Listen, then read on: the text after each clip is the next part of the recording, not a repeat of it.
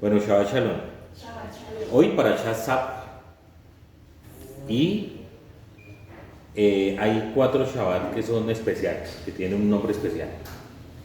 La semana pasada tuvimos un Shabbat especial que era Sahor por el tema de Purim. Hoy nuestro Shabbat especial tiene que ver con Pará, Shabbat Pará. Entonces en el Maftir, en la última lectura de la Torá, se leía sobre la vaca roja. ¿Por qué razón? Porque esa porción se lee justo antes del Shabbat previo a Rosh Chodesh del mes de Aviv y habla de purificación. Así que creo que estamos en sintonía con el tema, porque esta tarde vamos a empezar a enseñar sobre Tevilá, para poder con ayuda del Eterno hacer Tevilá antes de la festividad de Pesach. Por eso se hace. El próximo Shabbat tenemos también un Shabbat especial, que es Shabbat Agadol, creo que es Shabbat, no, Jodesh, no me acuerdo, creo que es la parasha antes, el Shabbat de antes de Rosh Chodesh, y luego sí viene el Shabbat Agadol, que es el que está previo a la festividad. Y hoy vamos a estudiar un poquito sobre la parasha propia, parasha Sab, que la tenemos desde el capítulo 6, versículo 1, hasta el capítulo 8, versículo 36 de Levítico, de Vaikra. Y esta enseñanza la he titulado La alabanza y la gratitud, porque hay 2 de los sacrificios que, como al principio de este libro hablamos de los sacrificios, es algo espectacular. O sea, cuando uno empieza a entrar un poquito a estudiar más esto, realmente toca agradecer al Eterno por todo lo bueno que hace.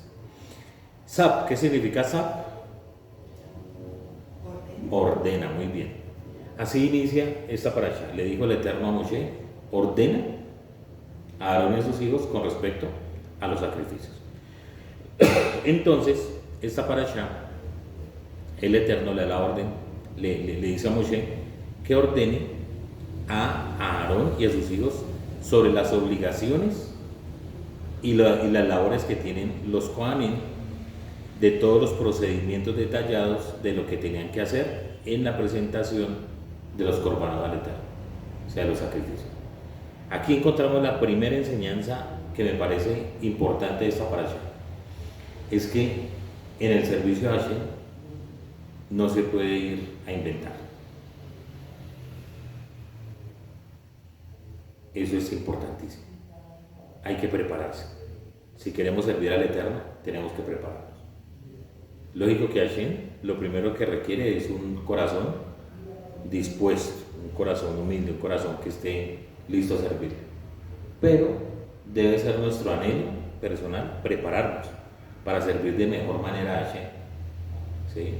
Hay un pasaje, creo que en el Código Real, donde dice que una persona que aspire a servir al Eterno no puede ser un neófito.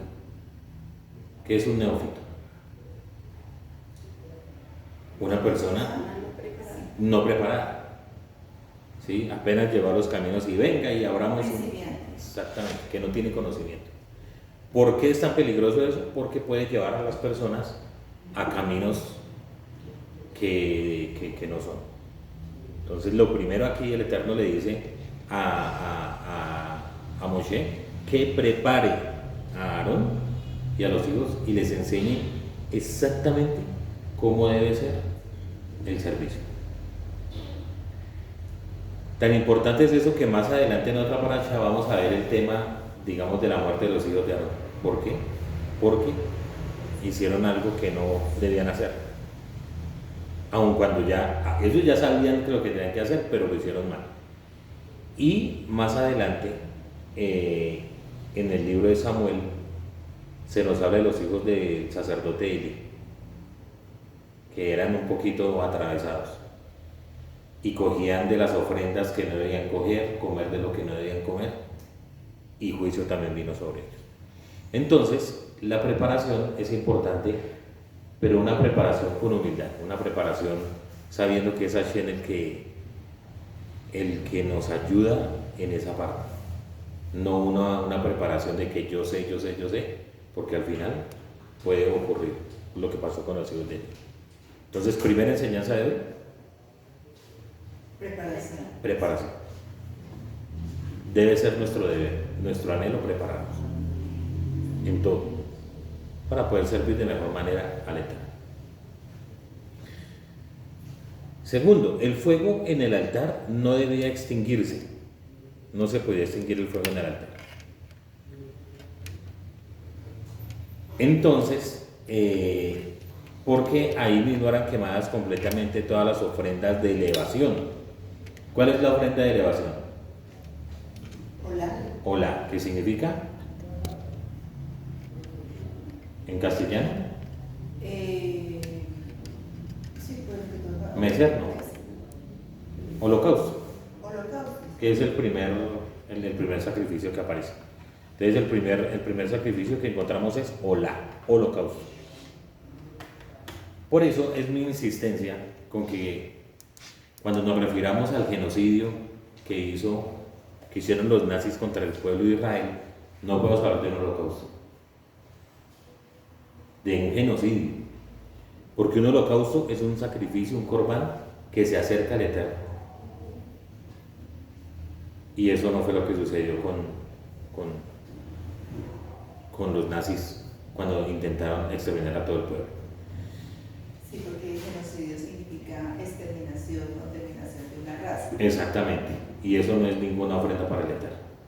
Entonces, siempre que nos vamos a referir a ese episodio, o hablamos de genocidio o de Shoah, que en hebreo es lo mismo, Shoah, ¿sí? Pero el holocausto o el Corban Ola solamente es para Hashem, para el Eterno. Eso sí hay que saberlo. Entonces, dice que en el altar eran quemadas completamente las ofrendas de elevación, es decir, las ofrendas de paz, ¿cómo les decimos?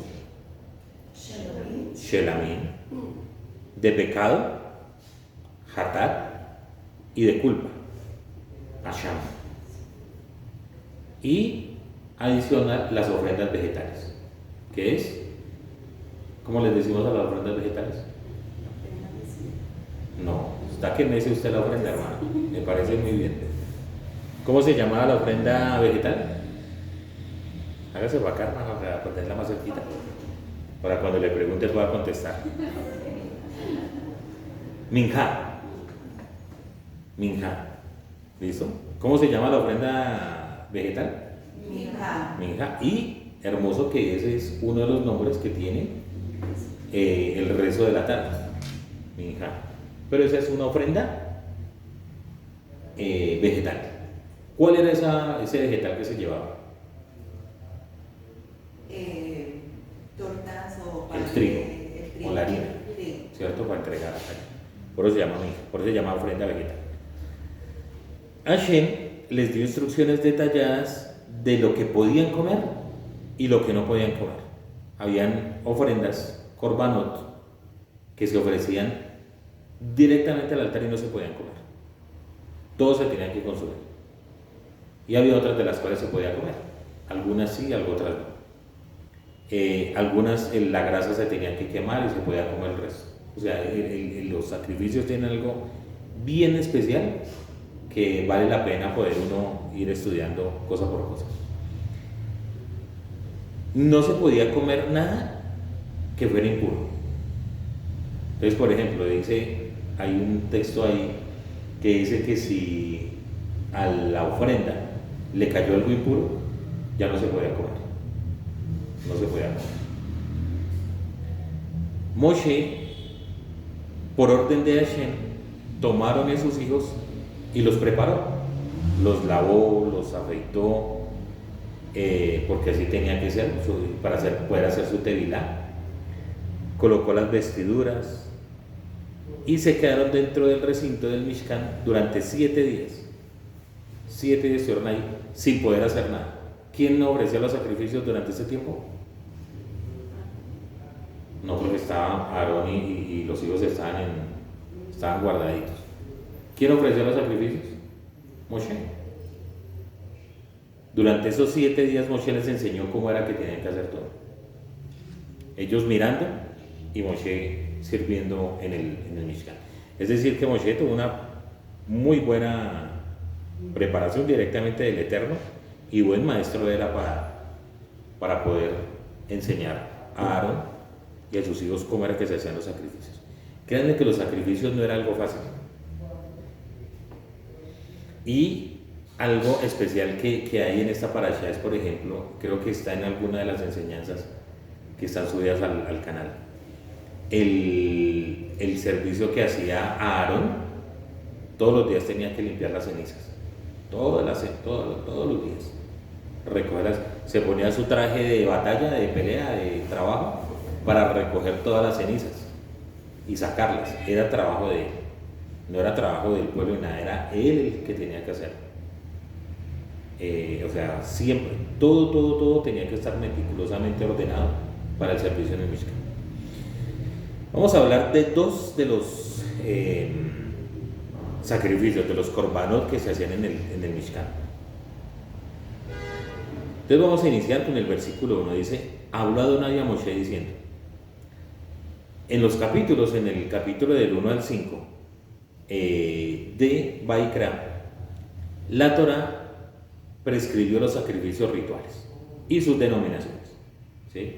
Entonces, Korban Olá. Otra vez, ¿qué es Korban Olá? Elevación. Elevación o holocausto, ¿sí? Recuerden que Korban, ¿qué significa? No, Ofrenda. eso no se me pierda. Ofrenda. Ofrenda o sacrificio. Lo que pasa es que la escritura dice sacrificio, pero en la traducción mejor que hay es Korban, que Korban significa acercar. Una cosa, miren, tan bonito que es uno hablar de un sacrificio como tal, y otra cosa es cómo nos podemos acercar al Eterno. Entonces, Korban significa eso. Korban es, ¿qué significa Korban, Raquel? Ofrenda, que al final es acercarse al Eterno. ¿Listo? Entonces, Korban Olá. Entonces, holocausto. Korban Shelamim. De paz.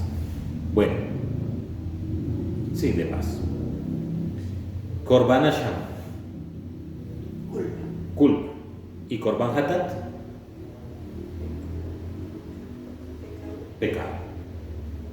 ¿Listo? Y el último, Minja. ¿Listo? Que es el vegetal.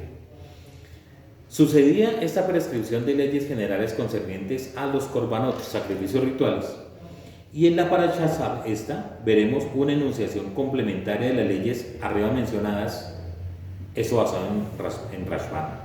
Seforno agrega que existen tantas diferencias entre los estilos de korbanot como existen diferencias entre las acciones e intenciones de las personas que lo ofrecen.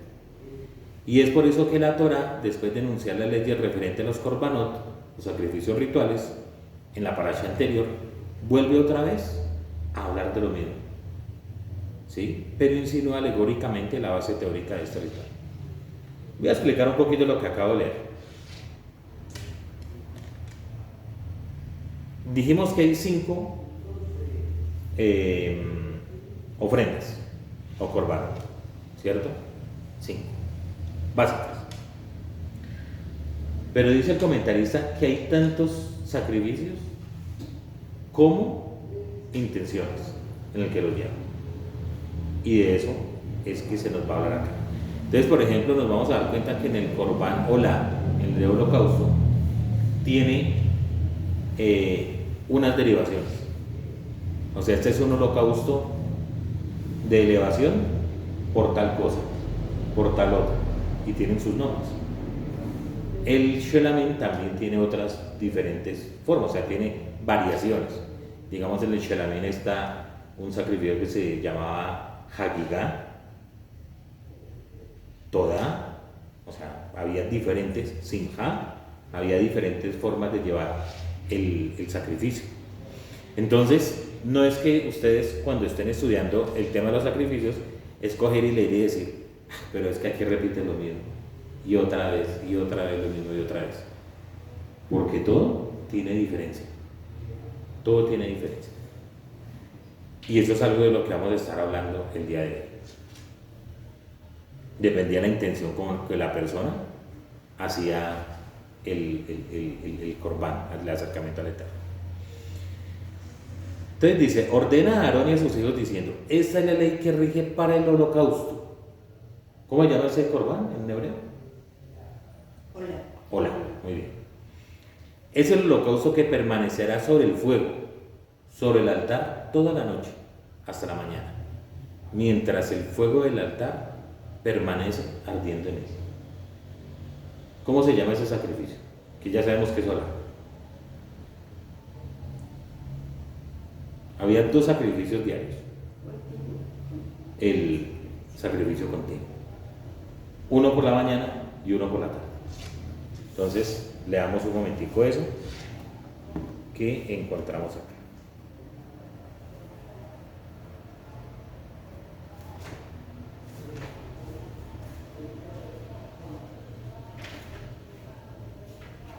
En nuestros estudios lo encontramos como la ofrenda continua. Dice, el Eterno habla a Moshe diciendo, ordena a los hijos de Israel y diles, mi ofrenda, el alimento para mi fuego, mi fragancia placentera serán escrupulosos en ofrecérmela en su tiempo prescrito. O sea, que hay un mandamiento de hacer un sacrificio en un tiempo prescrito que dio el Eterno. ¿Sí? Es obligatorio. Y les dirás, esta es la ofrenda de fuego que ofrecerán al Eterno. Corderos de 1 año sin defecto, 2 por día. En ofrenda de ascensión continua. ¿Cómo se llama la ofrenda de ascensión? Hola significa ascender. ¿Y en castellano qué significa? Holocausto. Es importante que lo relacionen siempre para que le saquemos provecho a este tema de los sacrificios. Entonces dice el Eterno, corderos de 1 año sin defecto, 2 por día, en ofrenda de ascensión continua. Ofrecerás un cordero por la mañana y el segundo cordero lo ofrecerás por la tarde, junto con 1/10 parte de una efa de sémola para la oración, o sea, una torta de sémola, mezclada con 1/4 parte de un hin de aceite machacado. Es la ofrenda de ascensión continua que fue hecha en el monte Sinaí en fragancia placentera, una ofrenda de fuego para el Eterno. Y así, continúa. Entonces, aquí lo primero que encontramos de las ofrendas de holocausto es la ofrenda continua. Un cordero por la mañana, un cordero por la tarde.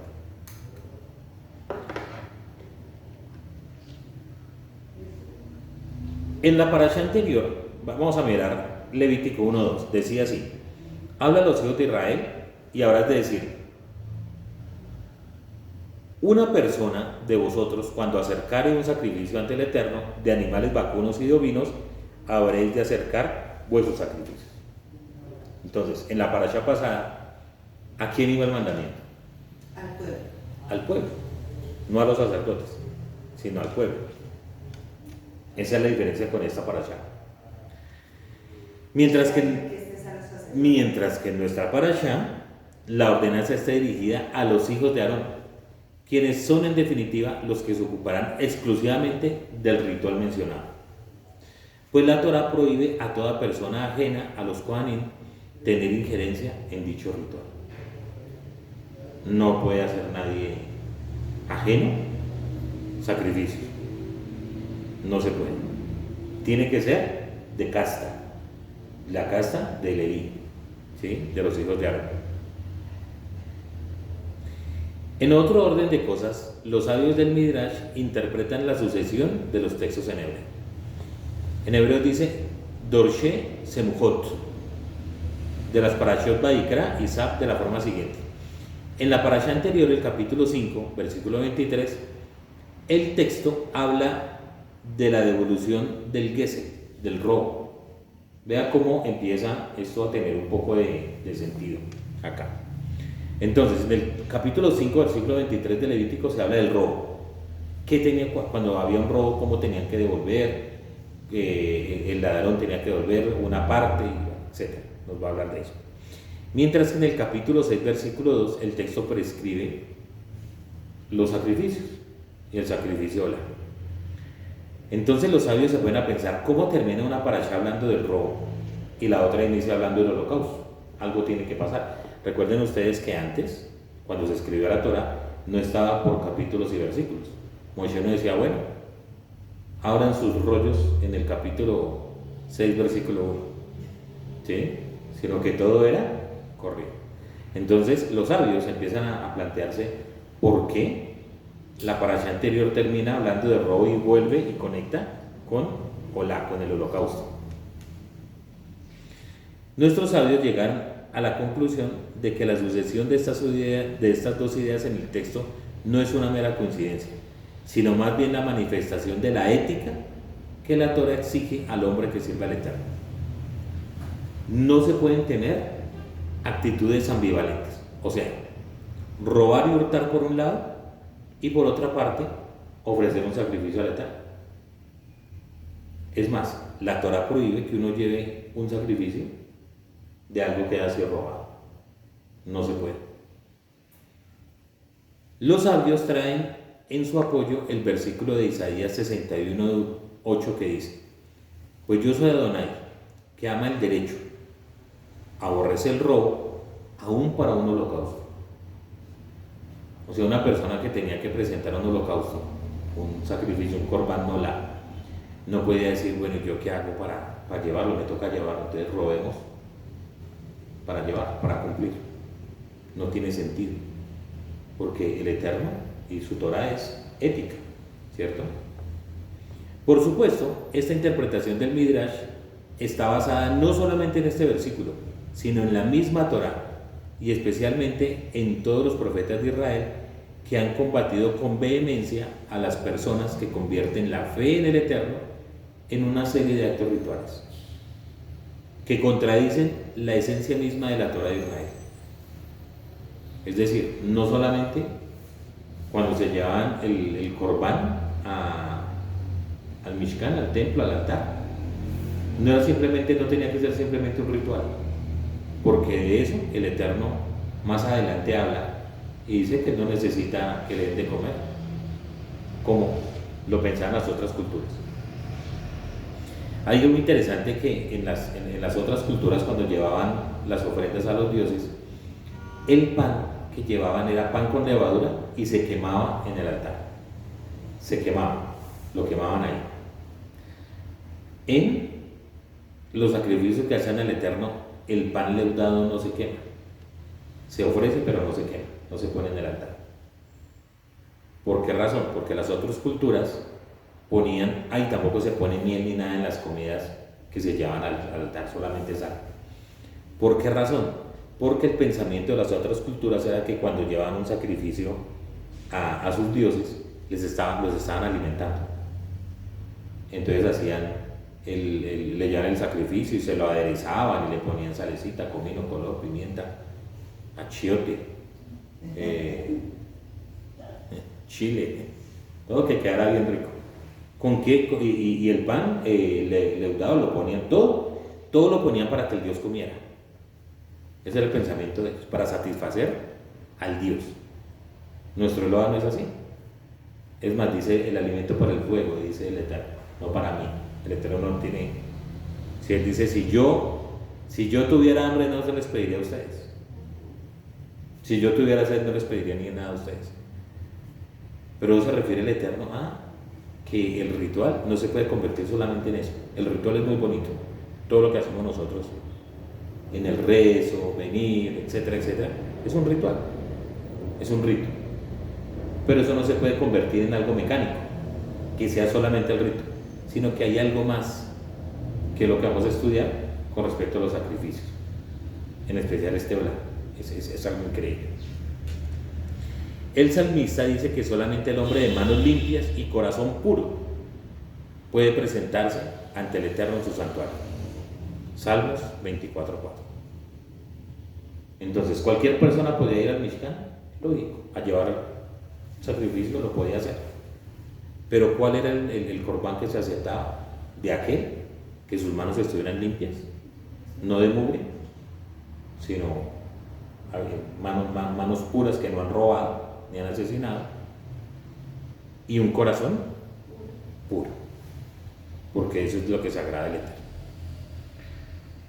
Según Abarbanel, estos versículos están ampliando las leyes para los 2 holocaustos que se ofrecían diariamente en el santuario, llamados en hebreo Korban Tamid, que es el sacrificio continuo. ¿Cómo reza el versículo 29-38? Y esto ha de ser lo que ofrecerá sobre el altar corderos primales, 2 por día siempre. Rabenu Behaye Ben Asher entiende que la Torah empieza con la enunciación de las leyes del sacrificio Olá, porque ese es el más importante de todos, el sacrificio Olá. Ya que según nuestros sabios, el holocausto se ofrecía como expiación por los malos pensamientos del corazón. Los sabios se preguntaban, ¿por qué un cordero por la mañana? ¿Por qué un cordero por la tarde? La Torah no nos dice el motivo, simplemente dice el Eterno, ofrecerán 2 corderos, uno por la mañana y uno por la tarde, no más. ¿Y con qué tiene que estar acompañado? No más. Entonces los sabios se preguntan, ¿por qué razón? O sea, el Eterno no hace nada sin una razón aparente. Entonces se preguntan, ¿por qué razón es un sacrificio por la mañana y uno por la tarde? Entonces ellos dicen que se ofrecía por los malos pensamientos del corazón. Además agrega Rabenu Behaye que el hecho de que al Korban Olá se lo hacía consumir al fuego durante toda la noche, que era un caso único entre todos los sacrificios, se debe en orden alegórico. Esto es algo, un pensamiento posterior, muy posterior, a que los pensamientos innobles nos invaden en efecto durante el reposo nocturno. O sea, cuando uno está descansando, cuando uno tiene mucho tiempo y empieza a meditar, es cuando los pensamientos, buenos o malos, llegan a la mente y al corazón de las personas. El profeta Mijá previene a aquellas personas que piensan en la iniquidad y generan el mal en sus lechos, y con la luz de la mañana lo cometen. O sea, hay personas que dicen, venga, esta persona me hizo tal cosa, y empiezan a planificar cómo va a ser la venganza. ¿Para qué? Para el otro día ir a cobrar venganza. Y los asesinos a planificar cómo van a matar a una persona al otro día. Y el ladrón a cómo va a perfeccionar su técnica para el robo. Y así en todas las cosas de la vida. Lógico que también están las personas que piensan para bien, ¿cierto? Planificar mañana el día de trabajo. Pero aquí se nos está hablando en ese contexto. Entonces decían que, digamos, el Corbán de la mañana era para expiar los pensamientos y los pecados que podía cometer el hombre durante el transcurso del día. Y el Corbán de la tarde era para expiar los pecados mientras que la gente estaba descansando, o sea, los pecados de la noche. Por eso, Corbán también por la mañana y por la tarde. Al final cubría todo el día y toda la noche.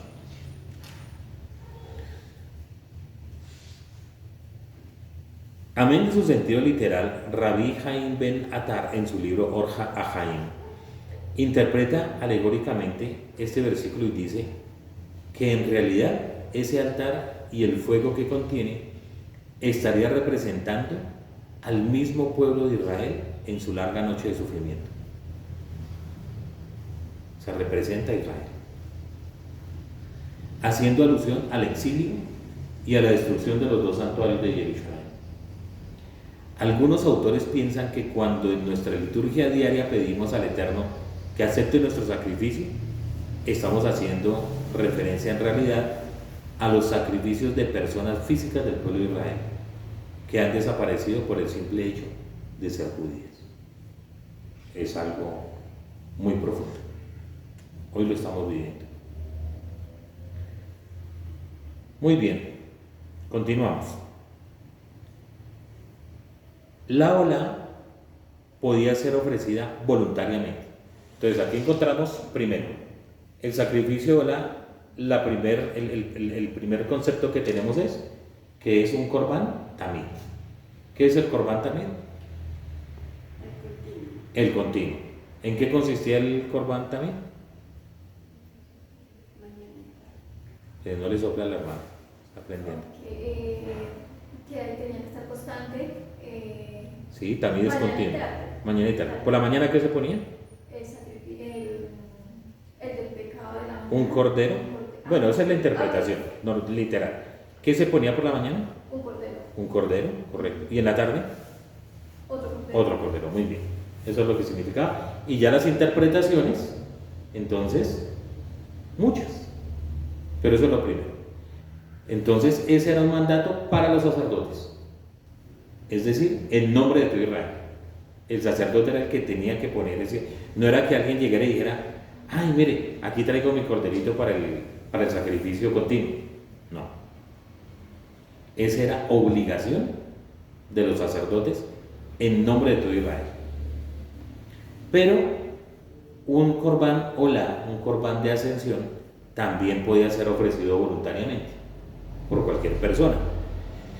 Este corbán lo podía llevar el oferente con la única motivación de alabar al Creador. Mire, yo traigo este cordero, no he pecado, no tengo así, solamente quiero traerlo para alabanza, para alabar el nombre del Eterno. Punto. Muy bonito. En el libro de rezos, en el Birkat Shelomo, dice, esto recuerden que es una composición después de que ya no tenemos el templo. Por lo tanto, sea tu voluntad, oh Eterno, lo nuestro y el de nuestros padres. Que las alabanzas de nuestros labios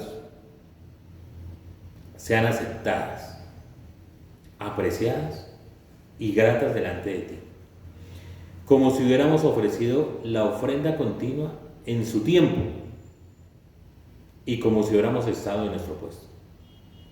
Hoy no tenemos templo, pero nos podemos acercar con un sacrificio de alabanza a Hashem, con un sacrificio olá. Lo podemos hacer por medio de nuestra tefila. ¿Qué es lo primero que hacemos siempre cuando nos levantamos? Agradecer al Eterno porque nos dio la vida. Pero hay que alabar a Hashem. ¿Qué es lo que hacemos acá en los rezos matutinos? Antes de pedir, ¿qué tenemos que hacer? Alabar al Eterno, cantar salmos, decir al Eterno lo bueno que es, lo grande, lo que hizo, la creación, etc. Entonces, ese sacrificio las personas lo podían llevar simplemente por el hecho de querer alabar al Eterno. Y hoy por hoy nosotros podemos hacerlo. ¿Cómo lo hacemos? Cuando le rogamos al Eterno que lo que salga de nuestra boca, la alabanza que sale de nuestra boca y de nuestro corazón, sea agradable al Eterno, como esa ofrenda, ese olor fragante que sube delante del Eterno. En este caso, ese olor fragante debe ser lo que nuestro corazón expresa delante de Él, cuando nos acercamos delante de Él. Hebreos 13:15 nos dice, ofrezcamos siempre por medio de Él, del Mashiach, sacrificio de alabanza al Eterno. ¿Cómo reproducimos eso? ¿Cómo traducimos sacrificio de alabanza al Eterno? ¿Sí? Corbán. Hola. ¿Para quién? Para Hashem, para el Eterno, muy bien. Entonces ofrezcamos siempre al Eterno Corbán hola, sacrificio de alabanza. Es decir, dice el comentario, el escritor de Hebreos, fruto de labios que confiesen el nombre del Eterno. Fruto de labios que confiesen su nombre. Hermosísimo. Recordemos que Hebreos fue escrito mucho tiempo antes que la oración que tenemos en el cielo. Y Hebreos, cuando fue escrito, estaba el templo en pie. Es decir, que aún lo que nos recomienda el escritor es que aún cuando estaba el templo puesto en pie, la alabanza de nuestros labios era contada de una manera grata para el Eterno. Es un corbán. De nuevo. Yo pienso que también ahí es como que tenían que llevar los sacrificios con conciencia, con intención, con La motivación, arrepentimiento, con alabanza, con lo que fuese que se presentaban delante del Eterno. Exactamente. tal cual, así es. Sí, no solamente como lo que tú mencionas, como un ritual, como vamos porque vamos, o presentemos porque presentemos, o miremos a ver o por ejemplo si se viene a la Keilah, al sitio de estudio, bueno, vamos a ver qué se presenta, no, sino que en ese momento también y ahora es hacer las cosas Con motivación. con motivación. Correcto. Entonces, lo bonito de eso es que ese sacrificio, ese corbán olá, lo hermoso es que nos invita a acercarnos al Eterno, a alabar. Y eso, por eso es que es mejor hablar de corbán que de sacrificio. Porque tiene que ser un sacrificio puesto en el pensamiento que tenemos ahora, acercarnos al Eterno. Un sacrificio por lo general es algo que me cuesta mucho. Entonces nos cuesta mucho acercarnos a Hashem. Debería ser algo espontáneo. Deberíamos tener la conciencia de pensar que Corban lo que significa es acercarme. Y si yo me quiero acercar al Eterno, puedo hacerlo fácilmente. Porque Hashem no tiene impedimentos para acercarnos a Él. Solamente cómo nos tenemos que presentar delante de Hashem. Con manos limpias y corazón puro. Para cerrar el tema del Corban Olá, quiero enfatizar en la importancia de presentarse delante del Eterno, y en especial para Shabbat. Un saludo para mis hermanos que no pudieron venir hoy.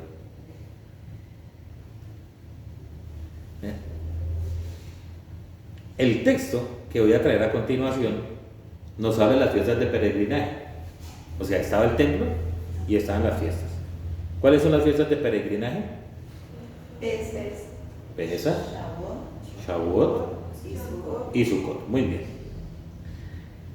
Pero en este momento pues no tenemos las fiestas de peregrinaje. O sea, conmemoramos las fiestas y todo. Entonces, dándome una posibilidad de interpretación de esta Mishnah, también se puede poner para Shabbat, lógico. Además, porque la primera fiesta, ¿cuál es la primera fiesta que el Eterno nos dio? El primer Moed. Shabbat. ¿Y en Shabbat se hacen sacrificios? Sí. Obvio. En Shabbat los sacerdotes trabajaban. Tenían que hacer la ofrenda continua y presentar, por lo menos, ¿cuál otro sacrificio se presentaba en Shabbat?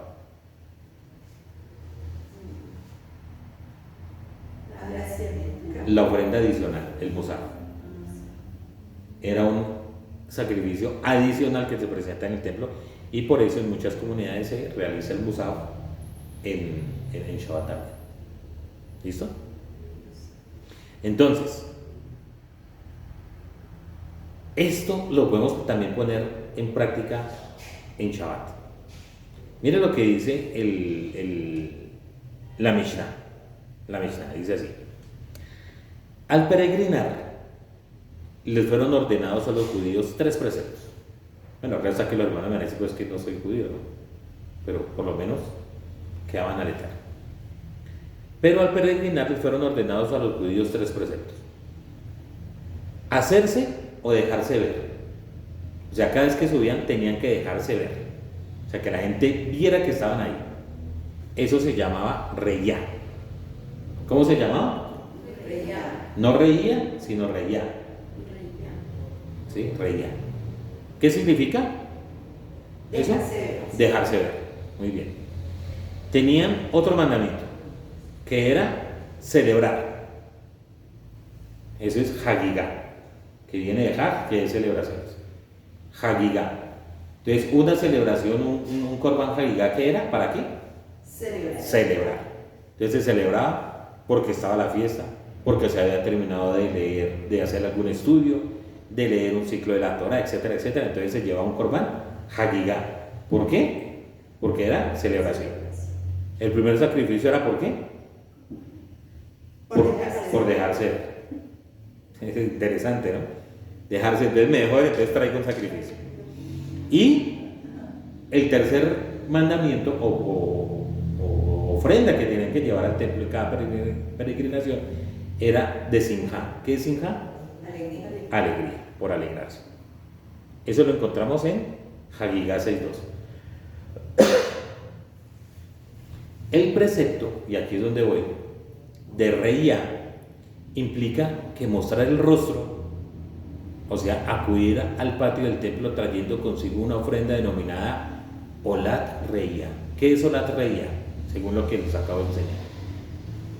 Elevación, dejarse ver. Una ofrenda de elevación, de alabanza al Eterno, porque vine. Porque vine. Si yo vengo al Shabbat, ¿qué puedo hacer al Eterno? Ofrecerle mi alabanza. ¿Por qué? Porque vine. El Shabbat no se celebra en la casa, aunque muchos digan que sí. Y el Shabbat no se celebra solo, aunque muchos digan que sí. Porque el Shabbat es un precepto que el Eterno mandó para que la congregación de Israel se reúna. Y a veces tenemos tantas cosas para qué hacer, que lo más importante, que es un día a la semana, mostrarle la cara al Eterno, comunitariamente, rezando por Israel, pidiendo al Eterno por nuestras necesidades, pero en especial por nuestro pueblo. No le presentamos la cara y no la lavamos. Eso sonó regaño, pero es real. El precepto de reía implica que mostrar el rostro, o sea, acudir al patio del templo trayendo consigo una ofrenda denominada Olat Reía, que es un sacrificio cuya carne se quemaba por completo sobre el altar. Aquel que llegaba al patio del templo sin traer consigo esta ofrenda, no solo no cumplía con el precepto, o sea, iba a la fiesta, pero se le olvidaba presentarse en el templo. Incumplía con el precepto que se había dado. Y no solamente no cumplía con ese precepto, sino transgredía un precepto restrictivo, un mandamiento negativo. Tal como está escrito en Shemot 34:20. Y no se presentarán a mí con las manos vacías. O sea que cada persona, en este caso era cada varón, ¿sí? Estamos hablando de hace 3.000 y pico de años. ¿Qué hacían? Las esposas por lo general se quedan en las casas con sus chiquitos o toda la familia subía a Jerusalén. Pero no es como ahora que iban a Jerusalén, entonces apartemos los vuelos y nos vamos para Jerusalén o para ir a la sinagoga. Metamos a los chicos al carro y nos vamos para la sinagoga. No, eran caminos de 3, 4, 5 días, una semana para llegar a las fiestas. Entonces, este era un mandamiento dado en especial a los varones, grandes y chiquitos, pero los chiquitos dicen que podían soportar, por ejemplo, que el papá los llevara sobre sus hombros y aguantaran hasta llegar allá. Llegaban a pie. Y entonces llegaban allá, cansados y todo, y lo primero que tenían que hacer era mostrarse delante del Eterno. Señor, aquí estoy. Gracias por haberme traído. Llegué, Baruch Hashem, aquí me presento delante de ti, y ahora sí, a disfrutar la fiesta. Tenemos que venir al Shabbat. Tenemos que presentarnos delante del Eterno. No un ritual. No un ritual. Porque esto no se trata de ritos. Y eso lo hemos enseñado muchísimas veces. Porque el Shabbat no es solamente un rito, aunque tiene rito. El Shabbat no es una tradición, aunque tiene tradiciones. El Shabbat es podernos presentar delante del Eterno, decirle a Hashem, aquí estoy. Gracias por toda la semana que me diste. Ahora yo estoy acá cumpliendo esta misma de guardar el Shabbat.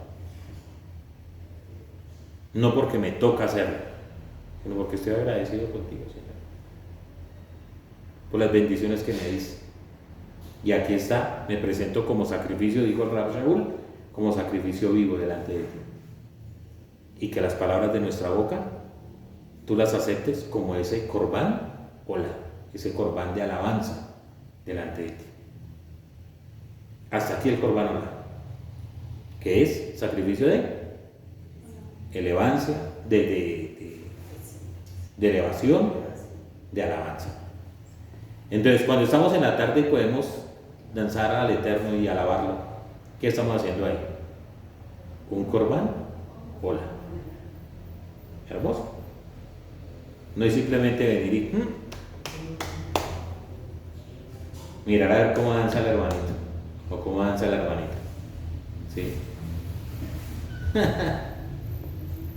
Sino que así se ha en el puesto levantar nuestra voz y nuestra conciencia, nuestro espíritu delante del Eterno. Eso es la alabanza. Ahora vamos al Corban Shelamim.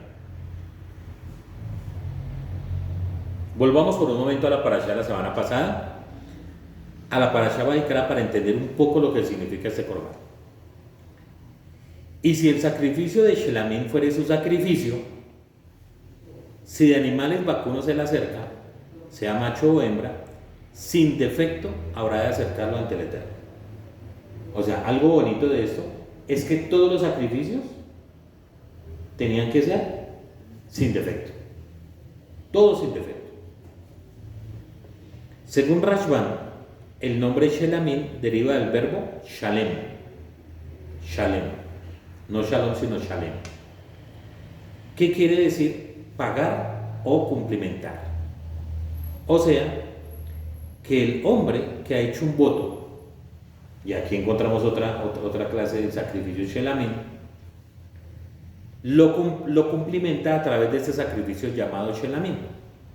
Es decir, una persona que hacía un voto, por ejemplo el nazareo, cuando terminaba el tiempo del voto, que por lo general eran 3 meses, entonces ¿qué tenía que llevar? Un sacrificio hatat por el pecado. ¿Cuál pecado? De eso también se habla. ¿Cuál pecado? De privarse de las cosas buenas que le da el Eterno. Muy bien. Pero también tienen que llevar una ofrenda de paz. ¿Sí? Para decir, Eterno, ya cumplí con mi voto, entonces traigo esta ofrenda de paz. Sin embargo, los sabios de Israel entienden que la palabra Shelamim deriva de Shalom. O sea, una primera interpretación es Shalem, que quiere decir pagar o dar cumplimiento a algo. Y otro grupo nos va a hablar que Shelamim deriva de Shalom, de paz. Ya que de este sacrificio participaban todos en armonía. Una parte del animal se consumía en el fuego del altar, otra se ofrecía por los Kohanim, se ofrecía a los Kohanim, ellos podían comer, y el resto de la carne era consumido por el oferente del sacrificio. O sea, 3 participaban de ese sacrificio: el Eterno, los Kohanim y la persona que llevaba ese sacrificio. El comentarista Hirsch, inspirado en interpretaciones anteriores a él mismo, nos explica que ese sacrificio es llamado Shelamim porque se origina en la armonía y quietud interna del oferente. Ese sacrificio, cuando lo lleva el oferente, no es porque estuviera cargado de algún pecado. Cuando uno está como libre, como que ha salido de problemas, hay un descanso en el alma, ¿cierto? Y uno dice, uy, estoy meses. Uno sale de una obligación y dice, me quité un piano de encima, me siento libre. Se terminó el semestre y ¿cómo queda uno? Libre, tranquilo, ¿cierto? El colegio, todo. Un proyecto que uno haya hecho. Se reconcilió con alguien. ¿Qué pasa? Que se descarga uno, se libera. ya que ese oferente, este sacrificio, era ofrecido voluntariamente en señal de agradecimiento por lo que tenemos o reconocimiento por la vida que nos toca vivir. Los sabios del Midrash dicen al respecto: Misheu Shalom y Abi Shelamim. Aquella persona que está sumida en quietud y en paz, que ofrezca el sacrificio de Shelamim. Es por esto que la halajá, o sea, ya las reglas que pusieron los sabios con respecto a ese sacrificio, nos explica que la persona sumida en duelo no debe acercar ese tipo de sacrificios. ¿Por qué? Porque debe haber quietud y tranquilidad interna de la persona. Y una persona que está en duelo, pues, no tiene conciencia de eso. ¿Sí? El Korban Shelamim, que era un sacrificio ofrecido voluntario y generosamente por un voto formulado o como acción de gracias, es decir, un sacrificio total. También se ofrecía el Korban Shelamim en ocasión de las fiestas de peregrinación en Jerusalén. O sea, el sacrificio que les decía ahorita, Hagigah o Simha. Entonces ya encontramos por lo menos 3 sacrificios derivados de Shelamim, que era el sacrificio de paz, sacrificio Shelamim, el Korban Toda, ¿qué significa? Korban Toda, ¿qué significa? Agradecimiento. De agradecimiento. Korban de agradecimiento. Y el Korban que se acercaba para cuando se hacía un voto, como expliqué hace un momento, como el del Nazareato, por ejemplo. El Korban Shelamim era ofrecido por el nazareo cuando concluía su periodo de abstinencia. Algunos sabios de Israel entienden que la palabra Shelamim deriva de Shalom, ya que de ese sacrificio llega una parte para los participantes. Bueno, ya lo habíamos explicado. Como ya hemos aprendido, el Korban Shelamim tiene las siguientes características. Era ofrecido voluntario y generosamente. O sea, no era porque tocaba hacerlo, sino porque alguien que estaba feliz y contento lo llevaba. Era ofrecido cuando algún israelita realizaba un voto. Era ofrecido en acción de agradecimiento. Se ofrecía en la víspera de las grandes festividades. O sea, era el Korban Hagigah. De él podía comer el oferente, el sacerdote y el altar. No se podía enviar con nadie. Dice, ay, ya que usted va para Jerusalén, lleve este corderito como Korban Shelamim. No se podía enviar con nadie. La persona que lo ofrecía debía hacerlo presencialmente.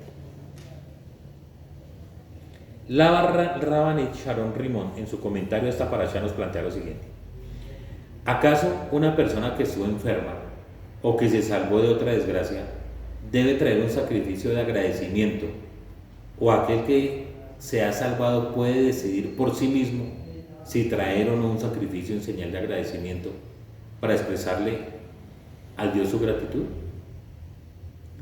Parece ser que el agradecimiento está compuesto tanto por la generosidad del corazón como por la imposición exterior de reconocer el bien.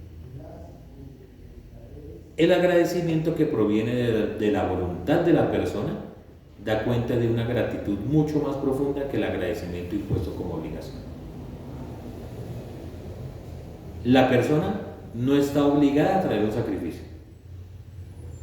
sino que lo trae a raíz del sentimiento sincero de gratitud a Dios por el bien que le ha concedido. Según los conceptos del comentarista Rashi, se puede entender que él contempla el sacrificio de agradecimiento como un donativo y no como una obligación. Un paréntesis: cuando alguien hace un bien por ustedes o por uno ¿qué dice? Gracias. ¿Ese gracias quiere decir que usted tiene que devolverle el favor? No. Ese gracias es un reconocimiento a alguien que hizo algo por uno. Que lo bueno sería que uno devuelva el favor, ¿cierto? O sea, por lo menos comportarse de una manera a futuro adecuada con una persona que ha hecho por algo, que ha hecho algo por uno, ¿sí? Pero el decir gracias no genera una obligación, es un reconocimiento. La persona tiene la posibilidad de decidir si promete traer un sacrificio de agradecimiento o no. Esto debe ser acotado diciendo que la persona no es totalmente libre de traer un sacrificio de agradecimiento, sino única y exclusivamente en situaciones determinadas puede traer un sacrificio de agradecimiento, y no en toda ocasión en la que quiera manifestar su agradecimiento al Eterno. Hay 4 cosas por las cuales, según la halajá, se debería llevar un corbán de agradecimiento al Eterno en la época del templo. Es más, nosotros en algunas ocasiones en el rezo de Shaharit lo hacemos, que es el Birkat Agomé. ¿Sí se acuerdan de esa oración? Ya se van a acordar. La Gemara determina que 4 son los que deben agradecer. Rab Yehuda dijo que Rab dijo: 4 deben dar gracias al Eterno con una ofrenda de agradecimiento y una bendición especial. Ellos son los navegantes. Recuerden que esto estamos hablando de hace mucho tiempo. Es la forma en la que la gente se transportaba. Entonces, los navegantes, al concluir un viaje, tenían que llevar una ofrenda o agradecer al Eterno. Los que andan por el desierto, el que estuvo enfermo y se recuperó, y el que estuvo encarcelado y salió. Todos estos aparecen en los versos de un salmo, en el Salmo 107. Aparecen ahí. Tratado de Berajot 54. Y de ellos infiere que ellos tienen la obligación de agradecer. ¿Cuál es el beneficio de un sacrificio de agradecimiento que es obligatorio?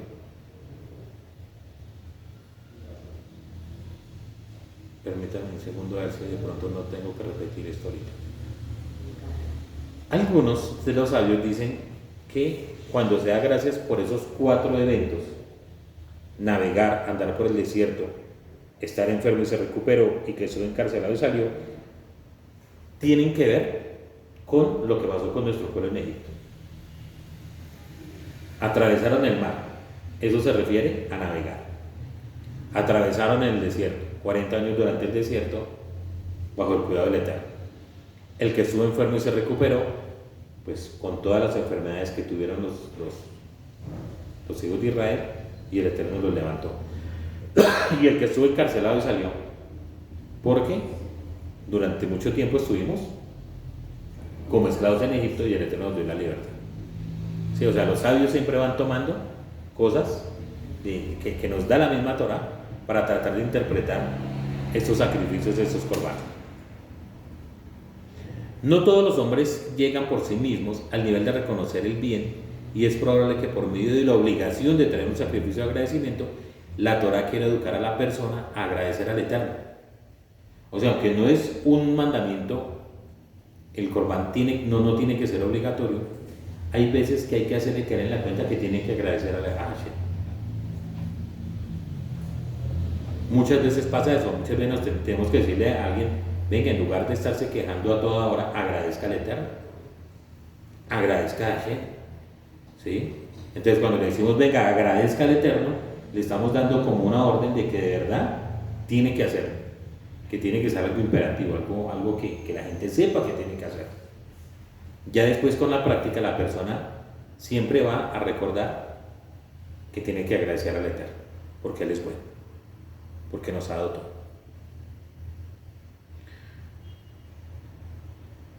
La Torah quiere educar a la persona a agradecer al Eterno. La obligación de agradecer educa a la persona a prestar atención a las cosas por las cuales debe agradecer al Eterno. Pues entonces, parecería que en primera instancia el sacrificio de agradecimiento es un sacrificio generoso. La persona siente por sí misma la gratitud hacia el Eterno y decide expresarla por medio de un sacrificio. En la continuidad, nuestros sabios obligaron a agradecer al Eterno por salir ilesos de determinadas situaciones, y puede que dicha obligación no recae solamente en la bendición Agomén, la bendición que hacemos en el Shabbat en las mañanas, sino también en el sacrificio de agradecimiento. No obstante, aún así fue dicho de este modo: la parte esencial de la obligación sigue siendo el sentimiento de gratitud hacia el Eterno, y como consecuencia de ello surge el acto de traer el sacrificio de agradecimiento. Nuestros sabios quisieron educar a la persona a sentir gratitud hacia el Eterno y por ello lo definieron como obligación. Es decir, hay una obligación de sentir gratitud hacia el Eterno y como derivado de ello la persona traerá un sacrificio por voluntad propia. Porque siempre tenemos que estar agradecidos con el Eterno y eso se debe generar como una obligación de siempre agradecer al Eterno, de ser de cada vez que agradecemos a Hashem en este momento es como si ofreciéramos un corbán de Torah, un corbán de agradecimiento. El Salmo 124, lo leímos hoy, nos insta a todos a agradecer al Eterno por sus proezas y su protección. Voy a leerlo rápidamente. Página 288. Dice así: un canto de ascensiones de David. Si no fuera por el Eterno que ha estado con nosotros, que Israel lo diga. O sea, ya ese es el primer motivo de agradecimiento, que el Eterno ha estado con nosotros. Si no fuera por el Eterno que ha estado con nosotros, cuando hombres se levantaron con nosotros, entonces vivos nos hubieran engullido, cuando su furia se encendió contra nosotros. Entonces las aguas nos hubieran inundado. Si el Eterno no estuviera con nosotros, no hubiera estado con nosotros, las aguas nos hubieran inundado. La corriente de aguas hubiera pasado sobre nuestras almas. Entonces hubiera pasado sobre nosotros las soberbias aguas. Bendito sea el Eterno, que no nos dejó como presa para sus dientes. Nuestra alma escapó como un pajarillo de la trampa de los cazadores. La trampa se quebró y nosotros escapamos. Nuestra ayuda es en el nombre del Eterno, hacedor de los cielos y de la tierra. Hermoso ese salmo. Y cuando lo ponemos en ese contexto, ¿qué sería de nosotros si Hashem no estuviera a nuestro lado? Motivo único y suficiente para ser agradecidos con el Eterno por siempre, para siempre, todos los días y a cada hora. Levítico 7, 11, 15. Miren lo que dice acá. Ya voy a terminar la enseñanza. Esta es la ley de la ofrenda de paz que se sacrifica para el Eterno. Si se ofrece como ofrenda de acción de gracias, o sea, de toda una de las variantes que tiene este sacrificio, entonces debe presentarse junto con panes ácimos mezclados con aceite. Entonces van haciendo la cuenta. ¿Con qué se tiene que presentar el sacrificio? Con panes ácimos. Con matzot planas saturadas con aceite. O sea, llevan dos tipos de pan. No solamente se lleva el sacrificio, sino que pan ácimo y matzot. Y panes hechos de harina hervida mezclada con aceite. O sea, ya tenemos tres clases de pan. El sacrificio también se presentará junto con barras de pan leudado. O sea, cuatro tipos de pan se tenían que llevar. Todos estos se presentarán con la ofrenda de paz de acción de gracias de uno. Presentará algo de cada una de las ofrendas de 4 panes anteriores como dádiva elevada al Eterno. Esto pertenecerá al sacerdote que rocíe la sangre de la ofrenda de paz. La carne de la ofrenda de paz de acción de gracias debe comerse el día que se ofrece. O sea, el sacrificio de paz se podía comer solamente el día que se ofrecía. Nada de ello debe dejarse hasta la mañana. O sea que es parecido al de Pesaj. Se tenía que comer todo de una vez y no se podía dejar hasta el otro día. Mientras que el sacrificio de paz, que era dado por el que hacía, digamos, un voto, sí podía comer hasta el segundo día y al tercero ya no podía comer. Pero este en especial de toda, de gracias, tenía que comerse todo el mismo día, toda la ofrenda. No podía dejarse hasta el otro día, tenía que quemarse. Pregunta. Ahora, se llevaban 4 tipos de pan. Y según lo que dicen los sabios, se llevaban 10 panes por cada uno de los tipos de pan. O sea, ¿cuántos panes? 40. Y cada pan más o menos pesaba 2 kilos. O sea, ¿se llevaba cuántos kilos de pan? 80 kilos de pan. Nada de eso se puede dejar para el otro día. Sí, muy decente. Y el cordero.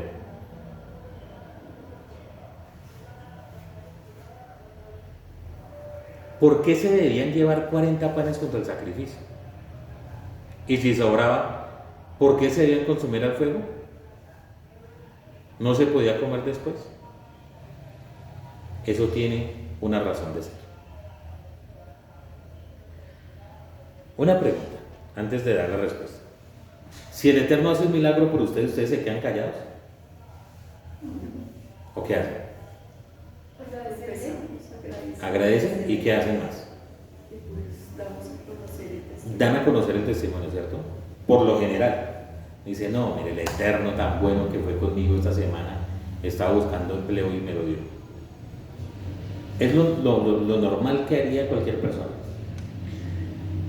La razón de por qué se llevaban estos corbanos es porque las personas que lo llevaban lo hacían junto a sus familiares y amigos. O sea, no iban solos. Le decían a la gente, venga, vamos a celebrar que el Eterno hizo algo por mí, quiero agradecer. Y entonces se llevaban a sus amigos o a los que vivían allá al lado del templo en Jerusalén. Los llevaban. Porque estamos llamados a publicar los milagros y las cosas que el Eterno hace con nosotros, por las cosas buenas. ¿Qué pasa con esto? Que cuando las personas ven que el Eterno ha hecho cosas grandiosas y maravillosas por nosotros, eso aumenta la alegría de ellos también y su fe en el Eterno. La emuná en Hashem. Entonces, cuando no iba solamente el oferente, llevaba 40 panes y el cordero para comer él solo, sino que compartía parte de eso con Hashem. Gracias, Eterno, porque me diste tal cosa. Y al Cohen, por participar de esa bendición. Para el Cohen y para los Cohanim, pan. Y para su gente, para su familia, para sus amigos. Es decir, que no quedaba de lo que llevaba. Si quedaba, es porque había sido amarrete y no había querido publicar las bendiciones que el Eterno había hecho con ellos. Si sobraba comida, era señal de que la persona era muy introvertida, o sea, no le contaba a nadie nada ni decía nada. Podía dar rasgos de ser una persona egoísta, solo para él, o una persona con conductas similares. Cuando nosotros publicamos los milagros que el Eterno hace con nosotros, debemos hacer que las demás personas compartan nuestra alegría, ya que eso también alimenta la emuná de las otras personas. Recuerden, todo esto se hace sin soberbia, sino en agradecimiento, con humildad delante del Eterno. Saber que nada puede pasarnos a nosotros sin que la voluntad del Eterno esté ahí. Y por eso era que se llevaba tanta comida. Cuando una persona se casa, invita solamente a la familia. No, pues trate de invitar a los amigos, a los más cercanos, ¿cierto? Para disfrutar, para que la gente vea que me estoy casando. Lo mismo con los Badi Bar Mitzvah. Cuando hacemos nuestras celebraciones, queremos es que la gente esté feliz, que podamos compartir esas cosas de agradecimiento que el Eterno nos da. Para terminar este shiur, un comentario de Stefan Blatt, de Keterel Blatt, en el Maná Diario de la Torah, que me pareció hermoso. Este lo había escuchado hace rato. Di a los israelitas: cualquiera que traiga una ofrenda de comunión al Señor, traerá parte de ella como su sacrificio al Eterno. Sus propias manos traerá la ofrenda encendida. Sus propias manos traerá la ofrenda encendida al Eterno. Levítico 29:30. De esto toqué hace un momento algo. ¿Quién puede presentar una ofrenda de paz? A primera vista, el versículo 29 no parece no tener mucho sentido a primera vista. Luego el versículo 30 trae luz sobre lo que el Eterno nos quiere decir. La idea es esta: si alguien quiere traer un sacrificio, una ofrenda de paz, no puede enviarlo con otra persona. Tiene que presentarse él mismo ante la presencia del Eterno con su sacrificio. Tiene que presentarlo con sus propias manos ante el Eterno. En caso de pecado, los sacrificios por culpa de holocaustos, se permite ofrecerlos a través de un emisario. Porque no pudo ir, porque no sé, entonces mire, por favor, llegue, ahí se esta ofrenda al Eterno, pero no la de paz. ¿Por qué se estableció así? Según tengo entendido, dice Ketriel, es porque el Eterno desea tener una relación personal muy especial con la persona que se presenta, que presenta esa ofrenda de paz. La ofrenda de paz en sí tiene como finalidad poder expresar la relación amistosa que se tiene con el Eterno. Y muchas veces esa ofrenda se da como ofrenda de alabanza y de agradecimiento, es decir, las dos. El que alaba y da gracias al Eterno no lo puede hacer a través de los demás, sino puede decir, mi hija vaya el Shabbat y se presenta por mí, según lo que hablamos ahorita, se presenta por mí y pide al Eterno que me perdone mis pecados y aparte le dice que muchas gracias. Pues no tiene sentido. El que alaba y da gracias al Eterno no puede hacerlo a través de los demás, tiene que venir él mismo. Otros pueden ayudarte a presentar tus necesidades y peticiones en tu nombre ante el Eterno, pero no pueden presentar tu alabanza. La alabanza y el agradecimiento debe hacerlo uno mismo. Hashem quiere reunirse contigo en alabanza y gratitud. Por eso no se puede alabar al Eterno tocando un disco o simplemente escuchando a otros tocar y cantar. Uno tiene que presentar su ofrenda ante el Eterno. Él quiere que cantes con tu propia voz y que toques instrumentos con tus propias manos, como está escrito en Cantar de los Cantares 2.14. Paloma mía en las hendiduras de las peñas, en los escondites de la ladera de la montaña, muéstrame tu rostro, déjame oír tu voz, porque tu voz es dulce y tu rostro es hermoso.